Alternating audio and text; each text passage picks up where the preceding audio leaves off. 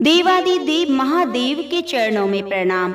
माँ गौरा पार्वती के चरणों में प्रणाम। कार्तिकेय सहित भगवान गणेश के चरणों में प्रणाम। नंदी बाबा के चरणों में प्रणाम। सभी देवी देवता, कुल देवता, गुरु महाराज, माता पिता के चरणों में प्रणाम। हरे कृष्णा। प्रिय भक्तजनों, आप सभी का बड़ा सौभाग्य है जो आज आप शिव गुरु की शिव चर्चा सुनने के लिए एकत्रित हुए हैं। प्रिय भक्तजनों, आज मैं आपको रुद्र संहिता में पार्वती खंड में जब माता पार्वती का भगवान शिव से विवाह होता है और उनकी विदाई होती है, तो माँ पार्वती की माता मैना के मणियोग को जानकर एक ब्राह्मण पत्नी माँ पार्वती को पतिव्रत धर्म के बारे में बताती है कि एक पतिव्रता नारी के क्या गुण होते हैं। जरा सोचिए, माँ गौरा पार्वती को भी क्या किसी उपदेश की आवश्यकता है? ये हमें कलयुग में सिखाता है कि हमें पतिव्रत धर्म को किस प्रकार अपनाना चाहिए।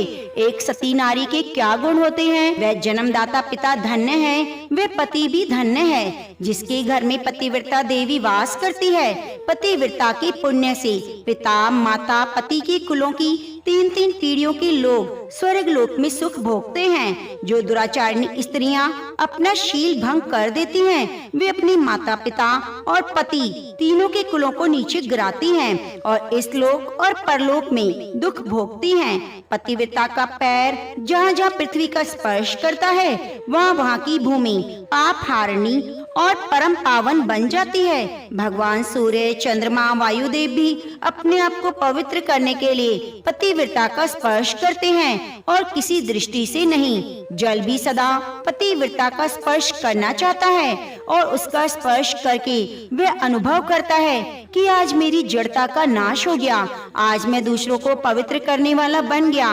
भार्या ही गृहस्थ आश्रम की जड़ है, भार्या ही सुख का मूल है, भार्या से ही धर्म के फल की प्राप्ति होती है और भार्या ही संतान की वृद्धि का कारण है। क्या घर घर में अपने रूप और लावण्य पर गर्व करने वाली स्त्रियां नहीं, परंतु पतिव्रता स्त्री तो विश्वनाथ शिव के प्रति भक्ति होने से ही प्राप्त होती है। भार्या से इस लोक और परलोक दोनों पर विजय पाई जा सकती है। भार्याहीन पुरुष देव यज्ञ, पितृयज्ञ, अतिथि यज्ञ करने का अधिकारी नहीं।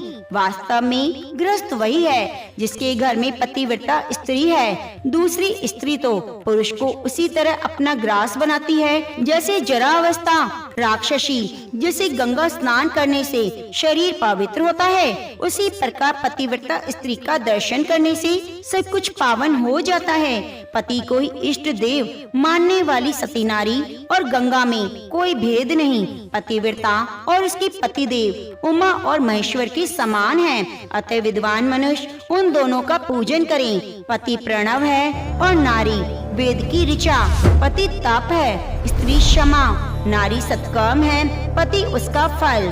शिवे सती नारी और उसके पति दोनों दंपति धन्य हैं। ब्राह्मण पत्नी गिरिराज किशोरी से इस प्रकार बोलती है, ये धर्म को बढ़ाने वाला, इहलोक परलोक में भी आनंद देने वाला और श्रोताओं को सुख की प्राप्ति कराने वाला है। प्रिय भक्तजनों, आप इस शिव महापुराण की गूढ़ रहस्य को अंत तक जरूर सुनिएगा, क्योंकि शिव महापुराण की कथा कहती है, जो कथा की निंदा करता है, कथा का त्याग करता है, वह नरक का भागी होता है। तो आप कमेंट बॉक्स में हर हर महादेव जरूर लिखिएगा और सती सावित्री माँ पार्वती की जय जरूर लिखिएगा।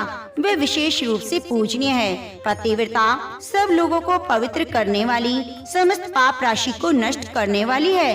हे शिवे, जो पति को परमेश्वर के समान मानकर प्रेम से उसकी सेवा करती है, वह इस लोक में संपूर्ण भोगों का उपभोग करके अंत में कल्याण में गति को पाती है। सावित्री, लोपामुद्रा, अरुंधति, शांडिली, शत्रुपा, अनुसुआ, लक्ष्मी, स्वधा, सती, संज्ञा, सुमति, श्रद्धा, मैना और स्वाहा, ये और भी बहुत सी स्त्रियां साध्वी कही गई हैं। यहाँ विस्तार भय से उनका नाम नहीं लिया गया। वे अपने पतिव्रते के बल से ही सब लोगों की पूजनिया, ब्रह्मा, विष्णु, शिव और मुनीश्वरों की माननीय हो गई। इसलिए तुम्हें अपने पति भगवान शंकर की सदा सेवा करनी चाहिए। वे दीन दयालु, सबकी सेवनीय, सत्पुरुषों के आश्रय हैं। श्रुतियों और स्मृतियों में पतिव्रत धर्म को महान बताया गया है। इसको जैसा श्रेष्ठ बताया जाता है वैसा दूसरा धर्म नहीं। पतिव्रत धर्म में तत्पर रहने वाली स्त्री अपने प्रिय पति के भोजन कर लेने पर ही भोजन करे। हे शिवे, जब पति खड़ा हो तो साध्वी स्त्री को भी खड़ा रहना चाहिए। शुद्ध बुद्धि वाली साध्वी स्त्री प्रतिदिन अपने पति के सो जाने पर सोए और जागने से पहले ही जाग जाए। वे छल कपट छोड़कर सदा उसके लिए हितकर कार्य करे। हे शिवे, साध्वी स्त्री को चाहिए कि जब तक वस्त्र आभूषणों से विभूषित न हो तब तक अपने पति की दृष्टि के सम्मुख न आए। यदि पति किसी कार्य से परदेश में गया हो तो उन दिनों उसे कदापि श्रृंगार नहीं करना चाहिए। पतिव्रता स्त्री कभी पति का नाम ना ले। पति के कटुवचन कहने पर भी वह बदले में कड़ी बात ना कहे। पति के बुलाने पर वे घर के सारे कार्य छोड़कर तुरंत उनके पास चली जाए। हाथ जोड़कर प्रेम से मस्तक झुकाकर पूछे, हे नाथ, किस लिए इस दासी को बुलाया है? मुझे सेवा के लिए आदेश देकर अपनी कृपा से अनुग्रहित कीजिए। फिर पति जो आदेश दे उसका वह प्रसन्न हृदय से पालन करे। वह घर के दरवाजे पर देर तक खड़ी ना रहे, दूसरे के घर ना जाए, कोई गोपनीय बात जानकर एक के सामने प्रकाशित ना करे। पति के बिना कहे ही उनके लिए पूजन सामग्री स्वयं जुटा दे और उनके हित साधन के यथोचित अवसर की प्रतीक्षा करे।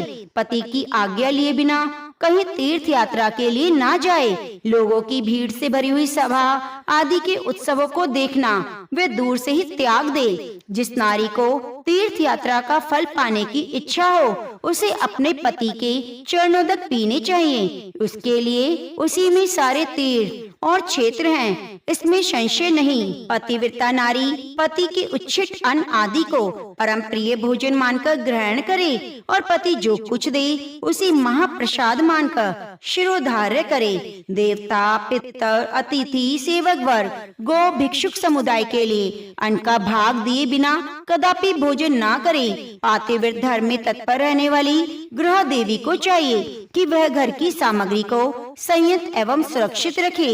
गृह कार्य में कुशल हो, सदा प्रसन्न रहे, खर्च की ओर से हाथ खींचे रहे, पति की आज्ञा लिए बिना उपवास व्रत आदि ना करे, अन्यथा उसे कोई फल नहीं मिलता। वे परलोक में नरक गामिनी होती है। पति सुखपूर्वक बैठा हो या इच्छा अनुसार क्रीड़ा विनोद या मनोरंजन में लगा हो, उस अवस्था में कोई आंतरिक कार्य आ पड़े तो भी पतिव्रता स्त्री अपने पति को कदापि ना उठाए। पति नपुंसक हो गया हो, दुर्गति में पड़ा हो, रोगी हो, बूढ़ा हो, सुखी हो या दुखी हो, किसी भी दशा में नारी अपने उस एकमात्र पति का उल्लंघन ना करे। रजस्वला होने पर वे 3 रात्रि तक पति को अपना मुंह ना दिखाए, अर्थात उनसे अलग रहे। जब तक स्नान करके शुद्ध ना हो जाए तब तक अपनी कोई भी बात वे पति के कानों में ना पड़ने दे। की तरह स्नान करने के बाद ही सबसे पहले वह अपने पति के मुख का दर्शन करे, दूसरे किसी का मुंह कदापि ना देखे। मन ही मन पति का चिंतन करके सूर्य का दर्शन करे। पति की आयु बढ़ाने की अभिलाषा रखने वाली पतिव्रता नारी हल्दी, रोली, सिंदूर, काजल आदि, चोली, पान, मांगलिक आभूषण आदि, केसों को संवारना, चोटी गूंदना, हाथ कान के आभूषण, इन सब को अपने शरीर से दूर ना करे। धोबिन, छिनाल, कुल्टा, सन्यासिनी, भाग्यहीना स्त्रियों को वह कभी अपनी सखी ना बनाए। पति से द्वेष रखने वाली स्त्री का वे कभी आदर ना करे, कहीं अकेली खड़ी ना हो, कभी नंगी होकर ना नहाए। सती स्त्री ओखल, मूसल, झाड़ू, सिल, जात, द्वार के चौखट के नीचे वाली लकड़ी पर कभी ना बैठे। मैथुन काल के सिवा किसी समय वह पति के सामने दुष्टता ना करे। जिस वस्तु में पति की रुचि हो उससे वह स्वयं भी प्रेम करे। पतिव्रता देवी सदा पति का हित चाहने वाली होती है। वह पति के हर्ष में हर्ष माने, पति के मुख पर विषाद की छाया देख स्वयं भी विषाद में डूब जाए। वह प्रियतम पति के प्रति ऐसा वर्ताव करे जिससे वह उसे प्यारी लगे। पुण्य आत्मा पतिव्रता स्त्री संपत्ति और विपत्ति में भी पति के लिए एक सी रहे। अपने मन में कभी विकार न आने दे, सदा धैर्य धारण करे। घी, नमक, तेल आदि के समाप्त हो जाने पर भी पतिव्रता स्त्री पति से सहसा ना कहे कि अमुक वस्तु नहीं है। वह पति को कष्ट या चिंता में ना डाले। देवेश्वरी, पतिव्रता नारी के लिए एकमात्र पति ही ब्रह्मा, विष्णु, शिव से अधिक माना गया है। उसके लिए अपना पति शिव रूप है, जो पति की आज्ञा का उल्लंघन करके व्रत, उपवास आदि के नियम का पालन करती है। वह पति की आयु हर लेती है और मरने पर नरक जाती है। जो स्त्री पति के कुछ कहने पर भी क्रोध पूर्वक कठोर उत्तर देती है, वे गांव में कुतिया, निर्जन वन में स्यारिणी होती है। नारी पति से ऊंचे आसन पर ना बैठे, दुष्ट पुरुष के निकट ना जाए, पति से कभी कातर वचन ना बोले, किसी की निंदा ना करे, कलह से दूर रहे, गुरुजनों के निकट ना तो उच्च स्वर से बोले और न हंसे। जो बाहर से पति को आते देख तुरंत अन्न, जल, भोज्य वस्तु, पान, वस्त्र आदि से उनकी सेवा करती है, उनके दोनों चरण दबाती है, मीठे वचन बोलती है, प्रियतम के खेद को दूर करने वाली अनन्य उपायों से प्रसन्नता पूर्वक उन्हें संतुष्ट करती है। उसने मानो तीनों लोगों को तृप्त और संतुष्ट कर दिया है। पिता, भाई, पुत्र परिमित सुख देते हैं, परंतु पति असीम सुख देता है। अतः नारी को सदा अपने पति का पूजन, आदर, सत्कार करना चाहिए। पति ही देवता है, पति ही गुरु है, पति ही धर्म है, तीर्थ है, व्रत है। इसीलिए सबको छोड़कर एकमात्र पति की आराधना करनी चाहिए। जो दुर्बुद्धि नारी अपने पति को त्याग कर एकांत में विचरती है, वे वृक्ष के खोखले में शयन करने वाली क्रूर उल्लू की होती है। जो पराये पुरुष को कटाक्षपूर्ण दृष्टि से देखती है, वे एचातानी देखने वाली होती है। जो पति को छोड़कर अकेले मिठाई खाती है, वे गांव में सुअरी होती है, अथवा बकरी होकर भी अपनी ही विष्ठा खाती है। जो पति को तू कहकर बोलती है, वह गूंगी होती है। जो सौत से सदा ईर्ष्या रखती है, वे दुर्भाग्यवती होती है। जो पति की आंख बचाकर किसी दूसरे पुरुष पर दृष्टि डालती है, वे कानी, टेढ़े मुंह वाली कुरूपा होती है। जैसे निर्जीव शरीर तत्काल अपवित्र हो जाता है, उसी तरह पतिहीना नारी भली भांति स्नान करने पर भी सदा अपवित्र ही रहती है। हे गिरिजा कुमारी, इस प्रकार मैंने तुमसे पतिव्रता धर्म का वर्णन किया। प्रिय भक्तजनों, शिव महापुराण की कथा कहती है कि जो भी स्त्री इस धर्म का पालन करती है, वह भगवान शिव की प्रिया होती है और उन्हें भगवान शिव का धाम मिलता है। अत्रि की स्त्री अनुसुआ ने ब्रह्मा, विष्णु, शिव इन तीनों देवताओं की प्रार्थना से पातिव्रत्य के प्रभाव का उपभोग करके वराह के शाप से मरे हुए एक ब्राह्मण को जीवित कर दिया था। शैल कुमारी शिवे, ऐसा जानकर तुम्हें नित्य प्रसन्नता पूर्वक पति की सेवा करनी चाहिए। पति सेवन सदा समस्त अभिष्ट फलों को देने वाला है। तुम साक्षात जगदम्बा महेश्वरी हो, तुम्हारे पति साक्षात भगवान शिव हैं। तुम्हारा तो चिंतन मात्र करने से स्त्रियां पतिव्रता हो जाएंगी। देवी, यद्यपि तुम्हारे आगे ये सब कहने का कोई प्रयोजन नहीं, लेकिन आज लोकाचार का आश्रय ले। मैंने तुम्हें सती धर्म का उपदेश दिया, तो प्रेम से बोलिए माँ गौरा पार्वती की जय हो, देवादिदेव महादेव की जय हो। प्रिय भक्तजनों, शिव गुरु की महिमा का वर्णन करते हुए आपने आज इस अध्याय से यह तो जरूर ही सीखा होगा कि यह सिर्फ एक उपदेश नहीं, ये कथा नहीं, आज कलयुग की मांग है। क्या माँ गौरा पार्वती को उपदेश देने की आवश्यकता थी? माँ गौरा पार्वती भगवान शिव का जब विवाह हुआ तो उन्होंने वह सभी रीति रिवाज, वह कर्म, धर्म सब किए जो आज कलयुग में किए जाते हैं। अब विवाह संबंधी कार्य किए जाते हैं तो हम सभी लोकाचारों को अपनाते हैं। क्या हम इस अध्याय में सीखी हुई सीख को भी अपने जीवन में ला सकते हैं? यदि ऐसा करते हैं तो हम भगवान शिव और माँ पार्वती के प्रिय बन जाएंगे। तो उम्मीद करती हूँ आपको माँ गौरा पार्वती भगवान शिव की यह कथा, जो शिव महापुराण में रुद्र संहिता पार्वती खंड में है, आपको अच्छी लगी होगी। और यदि कथा अच्छी लगी है और आपको लगता है कि थोड़ी सी भी आपके लिए जीवन में उतारने लायक है, तो आप चैनल को सब्सक्राइब कर लीजिएगा और बगल में बनी घंटी को दबा लीजिएगा। अब आइए सुनते हैं प्रिय भक्तजनों, अब आइए सुनते हैं शिव गुरु महिमा की मनोकामनाओं को पूर्ण करने वाली बड़ी अद्भुत कथा। बहुत समय पहले वाशकल नामक गांव में बिंदुक नामक एक ब्राह्मण रहता था। वह अधर्मी, दुरात्मा और महापापी था। उसकी स्त्री बहुत सुंदर थी। उसका नाम था चंचुला। वह सदा उत्तम धर्म का पालन करती, परंतु वेदों वैश्यगामी था। इस तरह कुकर्म करते हुए समय व्यतीत हो गया। उसकी स्त्री काम से पीड़ित होने पर भी सधर्म नाश के भय से कलेश सहकर भी काफी समय तक धर्म भ्रष्ट नहीं हुई, परंतु आगे चलकर वह भी अपने दुराचारी पति के आचरण से प्रभावित होकर दुराचारी और धर्म से विमुख हो गई। इस तरह दुराचार में डूबे हुए उनकी पतित का बहुत समय व्यतीत हो गया। इस तरह दुराचार में डूबे हुए उसका बहुत सा समय व्यर्थ व्यतीत हो गया। वैश्यगामी दूषित बुद्धि वाला वह दुष्ट ब्राह्मण विंदोंग समय अनुसार मृत्यु को प्राप्त होकर नरक में चला गया। बहुत समय तक नरक के दुखों को भोगकर वह मूढ़ पापी विंध्य पर्वत पर भयंकर पिशाच हुआ। इधर उस दुराचारी विंदुक के मारे जाने पर वे चंचुला नामक स्त्री बहुत समय तक पुत्रों के साथ अपने घर में रही। पति की मृत्यु के बाद वह भी अपने धर्म से गिरकर पुरुषों का संग करने लगी। सती विपत्ति में भी अपने धर्म का पालन करना नहीं छोड़ती। यही तो तप है। कठिन तो होता है, लेकिन फल मीठा होता है। एक दिन देव योग से किसी पुण्य पर्व के आने पर वह अपने भाई बंधुओं के साथ गोकर्ण क्षेत्र में गई। उसने तीर्थ के जल में स्नान किया और बंदी जनों के साथ वह घूमने लगी। वह एक देव मंदिर में गई। वहाँ उसने एक ब्राह्मण के मुख से भगवान शिव की परम पवित्र मंगलकारी कथा सुनी।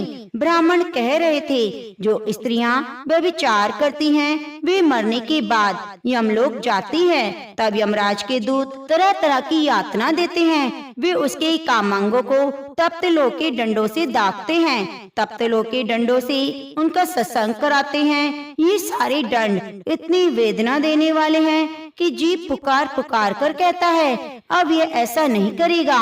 लेकिन यमदूत उसे छोड़ते नहीं। कर्मों का फल तो सभी को भोगना पड़ता है। देव, ऋषि, मनुष्य सभी इसी से बंधे हुए हैं। ब्राह्मण के मुख से ये वैराग्य बढ़ाने वाली कथा को सुनकर चंचुला भय से व्याकुल हो गई। कथा समाप्त होने पर सभी लोग वहाँ से चले गए।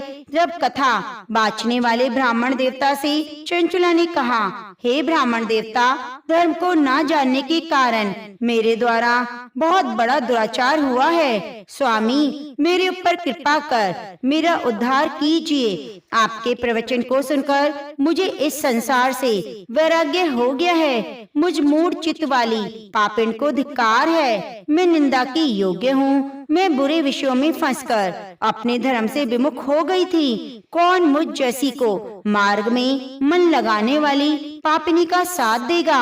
जब यमदूत मेरे गले में फंदा डालकर मुझे बांधकर ले जाएंगे और नरक में मेरे शरीर के टुकड़े करेंगे, तब मैं कैसे उन महायातनाओं को सहन कर पाऊंगी? मैं सब प्रकार से नष्ट हो गई, क्योंकि अभी तक हर पाप में मैं डूबी हुई हूँ। हे ब्राह्मण, आप मेरे गुरु हैं, आप मेरे माता पिता हैं। मैं आपकी शरण में आई हूँ। मुझ अबला का अब आप ही उद्धार करें। इस प्रकार विलाप करती हुई चंचुला ब्राह्मण देवता के चरणों में गिर पड़ी।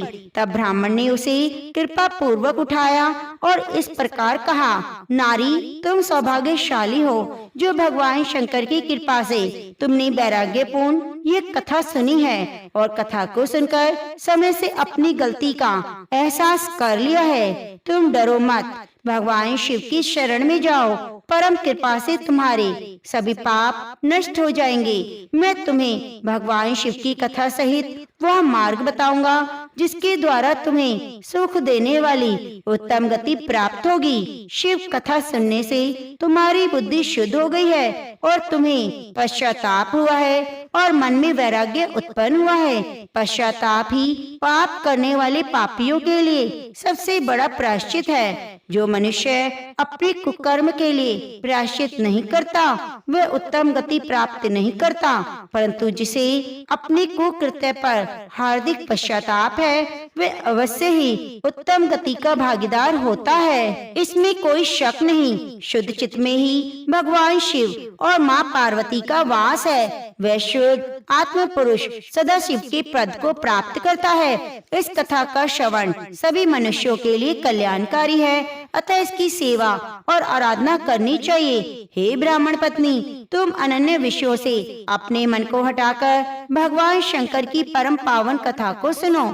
इससे तुम्हारे चित्त की शुद्धि होगी, तुम्हें मोक्ष की प्राप्ति होगी। जो मनुष्य निर्मल हृदय से भगवान के चरणों का ध्यान करता है, उसकी एक ही जन्म में मुक्ति हो जाती है। यह कहकर वह ब्राह्मण चुप हो गए। हृदय करुणा से भर गया, वे ध्यान में मग्न हो गए। ब्राह्मण का यह उपदेश सुनकर चंचला के नेत्रों में आनंद के आंसू छलक आए। वह हर्ष भरे हृदय से ब्राह्मण देवता के चरणों में गिर गई, हाथ जोड़कर बोली, मैं कृतार्थ हो गई। हे ब्राह्मण, शिव भक्तों में श्रेष्ठ स्वामिन, आप धन्य हैं। आप परमार्थदर्शी हैं, सदा परोपकार में लगे रहते हैं। साधुओं, मैं नरक के समुद्र में गिर रही हूँ, कृपया करके मेरा उद्धार करें। जिस पौराणिक और अमृत के समान कथा की बात आपने की है, उसे सुनकर ही मेरे मन में वैराग्य उत्पन्न हुआ है। उस अमृतमयी कथा को सुनने के लिए मेरे मन में बड़ी श्रद्धा है। कृपया आप मुझे सुनाएं। कथा सुनने की इच्छा मन में लिए हुए चंचला उस ब्राह्मण देवता की शरण में वहीं रहने लगी। गोकर्ण नामक महाक्षेत्र में उन ब्राह्मण देवता के मुख से चंचला भगवान शिव की भक्ति, ज्ञान और वैराग्य बढ़ाने वाली, मुक्ति देने वाली परम उत्तम कथा सुनकर कृतार्थ हुई। उसका चित्त शुद्ध हुआ। वह अपने हृदय में शिव के सगुण रूप का चिंतन करने लगी। वह सदैव शिव सच्चिदानंद में स्वरूप का स्मरण करती। इसके बाद अपना समय पूर्ण होने पर चंचला ने बिना किसी कष्ट के अपना शरीर त्याग दिया। उसे लेने दिव्य विमान पहुंचा। वह विमान शोभा साधनों से सजा था, शिव गणों से सुशोभित था। चंचला विमान से शिवपुरी पहुंची। सारे पाप धुल गए। वह दिव्य रूप धारणी दिव्यांगना हो गई। वह गौरांगी देवी मस्तक पर अर्धचंद्र का मुकुट और अन्य दिव्य आभूषण पहने शिवपुरी में पहुंची। वहां उसने सनातन देवता त्रिनेत्रधारी महादेव शिव को देखा। सभी देवता उनकी सेवा में भक्ति भाव से उपस्थित थे। उनके अंग कांत करोड़ों सूर्यों के समान प्रकाशित हो रहे थे। 5 मुख, हर मुख में 3-3 नेत्र थे। मस्तक पर अर्धचंद्र आकार मुकुट शोभायमान हो रहा था। कंठ में नील चिन्ह। उनके साथ में देवी गौरी विराजमान थी, जो विद्युत पुंज के समान प्रकाशित हो रही थी। महादेव जी की कांति कपूर के समान गौण थी। उनके शरीर पर श्वेत वस्त्र थे और शरीर श्वेत भस्म से युक्त था। इस प्रकार भगवान शिव की परम उज्जवल रूप के दर्शन कर चंचला बहुत प्रसन्न हुई। उसने भगवान को बारंबार प्रणाम किया। हाथ जोड़कर प्रेम, आनंद और संतोष से युक्त होकर विनीत भाव से खड़ी हो गई। नेत्रों में आनंद के आंसू की धारा बहने लगी। भगवान शंकर गौरी पार्वती ने करुणा के साथ सौम्य दृष्टि से देखकर चंचला को अपने पास बुलाया। गौरी उमा ने प्रेम पूर्वक अपनी सखी बना लिया। चंचला सुख पूर्वक भगवान शिव के धाम में उमा देवी की सखी के रूप में निवास करने लगी। एक दिन चंचला आनंद में मग्न उमा देवी के पास गई और हाथ जोड़कर स्तुति करने लगी। हे गिरिजानंदिनी, स्कंद माता उमा, आप सभी मनुष्यों और देवताओं द्वारा पूजित, सभी को सुख देने वाली हैं। आप शंभु प्रिया हैं। आप ही सगुणा और निर्गुणा हैं। हे सच्चिदानंद स्वरूपा, आप ही प्रकृति की पोषक हैं। हे माता, आप ही संसार की सृष्टि, पालन और संहार करने वाली हैं। इस प्रकार सद्गति प्राप्त चंचला देवी की स्तुति कर शांत हो गई। उसकी आंखों में प्रेम के आंसू उमड़ आए। तब शंकर प्रिया भक्त वत्सला उमा देवी ने बड़े प्रेम से चंचला को चुप कराते हुए कहा, सखी चंचला, मैं तुम्हारी इस स्तुति से प्रसन्न हूँ। बोलो, क्या वर मांगती हो? तब चंचला बोली, हे गिरिजा कुमारी, मेरे पति विदुम इस समय कहाँ हैं? उनकी स्थिति कैसी है? मुझे बताएं। कोई उपाय कीजिए ताकि हम फिर से मिल सकें। हे महादेवी, मेरे पति एक शूद्र जाति वैश्य के प्रति आसक्त थे, पाप में डूबे थे। गिरिजा कुमारी बोली, बेटी तुम्हारा पति बिनुंग पापी था, उनका अंत बड़ा भयानक हुआ। वैश्य का उपभोग करने के कारण वह मूर्ख नरक में अनेक वर्षों तक अनेक प्रकार के दुख भोग कर अवशेष पाप को भोगने के लिए विंध्य पर्वत पर पिशाच की योनि में रह रहा है। और वह दुष्ट वही वायु पीकर रहता है, सब प्रकार के कष्ट सहता है। गौरी देवी की बात सुनकर चंचला अत्यंत दुखी हुई। फिर मन को किसी तरह स्थिर करती हुई दुखी हृदय से माँ गौरी ने उसे एक बार फिर पूछा, हे महादेवी मुझ पर कृपा करें, मेरे पापी पति का उद्धार करें, कृपया करके मुझे उपाय बताएं जिससे मेरे पति को उत्तम गति प्राप्त हो। गौरी देवी ने कहा, यदि तुम्हारा पति भगवान शिव की पुण्य में उत्तम कथा सुने तो वह दुर्गति को पार करके उत्तम गति का भागी हो सकता है। अमृत के समान मधुर गौरी देवी के वचन सुनकर चंचला ने दोनों हाथ जोड़कर मस्तक झुकाकर बार बार प्रणाम किया,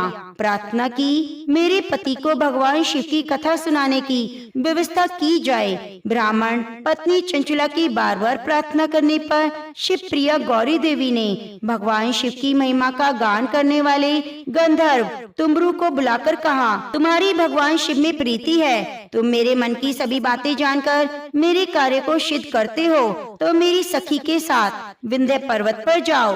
वहाँ महाघोर और भयानक पिशाच रहता है। पूर्व जन्म में वह पिशाच विनुंग नामक ब्राह्मण था। मेरी इस सखी चंचला का पति वह वैश्यगामी हो गया। वह स्नान संध्या आदि नित्य कर्म छोड़कर अपवित्र रहने लगा। क्रोध के कारण उसकी बुद्धि भ्रष्ट हो गई। दुर्जनों से उसकी मित्रता, सज्जनों से द्वेष बढ़ गया। वह अस्त्र शस्त्र से हिंसा करता, लोगों को सताता, घरों में आग लगा देता, चांडालों से दोस्ती करता, रोज वैश्य के पास जाता, पत्नी को त्याग कर दुष्ट लोगों से दोस्ती कर उन्हीं के संपर्क में रहता। वह मृत्यु तक दुराचार में फंसा रहा। मृत्यु के बाद उसे पापियों की भोग स्थान यमपुरी ले गए। वहाँ घोर नरकों को सहकर इस समय वे विंध्य पर्वत पर पिशाच बनकर रह रहा है और पापों का फल भोग रहा है। तुम उसके सामने परम पुण्य में पापों का नाश करने वाली भगवान शिव की कथा का प्रवचन करो। इस कथा को सुनने से उसका हृदय सभी पापों से मुक्त होकर शुद्ध हो जाएगा और वह प्रेत योनि से मुक्त हो जाएगा। दुर्गति मुक्त होने पर बिंदुंग नामक पिशाच को तुम विमान पर बिठाकर भगवान शिव के पास ले आना। माँ उमा का आदेश पाकर गंधर्वराज तुमरू प्रसन्नता पूर्वक अपने भाग्य की सराहना करते हुए चंचला को साथ लेकर विमान से पिशाच के निवास स्थान विंध्य पर्वत पर पहुँचे। वहाँ पहुंचकर उन्होंने विशाल आकृति वाले पिशाच को देखा। उसका शरीर विशाल था, थोड़ी बड़ी थी, कभी हंसता कभी रोता। महाबली तुमरू ने बिंदुक नामक पिशाच को पाशों से बांध लिया। उसके बाद कथा बाँचने के लिए उत्तम स्थान तलाश कर मंडप की रचना की। शीघ्र ही इस बात का पता लोगों को चल गया। एक पिशाच के उद्धार हेतु देवी पार्वती की आज्ञा से भगवान शिव की कथा सुनाने तुमरू विंध्य पर्वत पर आया है। उस कथा को सुनने के लोभ से बहुत से देवऋषि वहाँ पहुँचे। सभी को आदर पूर्वक स्थान दिया गया। पिशाच बिंदु को पाशों में बांधकर आसन पर बिठाया गया और तुमरू ने भगवान शिव की अमृत कथा का गान शुरू किया। सभी श्रोताओं ने सुना। परम पुण्य में कथा को सुनकर पिशाच भी पापों से मुक्त हो गया और शरीर को त्याग कर शीघ्र ही शिव धाम को प्राप्त हुआ। उसका शरीर दिव्य हो गया, शरीर गौर वर्ण का हो गया, शरीर पर श्वेत वस्त्र और पुरुषों के आभूषण आ गए। इस प्रकार दिव्य देहधारी होकर बिंदु अपनी पत्नी चंचला के साथ स्वयं भगवान शिव का गुणगान करने लगा। उसे दिव्य रूप में देखकर सभी को परम आश्चर्य हुआ। उनका मन परम आनंद से परिपूर्ण हो गया। सभी भगवान उमा महेश्वर के अद्भुत चरित्र को सुनकर कृतार्थ होकर यशोगान करते हुए अपने अपने धाम को चले गए। विदुंग अपनी पत्नी चंचला के साथ विमान में बैठकर शिवपुरी की ओर चल दिया। महेश्वरी के गुणों का गान करता हुआ विदुंग अपनी पत्नी चंचला और तुमरू के साथ शिव धाम पहुँचा। भगवान शिव देवी पार्वती ने अपना पार्षद बना लिया। दोनों सुख पूर्वक भगवान महेश्वर देवी गौरी के चरणों में अविचल निवास पाकर धन्य हो गए। तो प्रेम residing से in the बोलिए stillness of the Uma heart. Maheshwar भगवान की जय।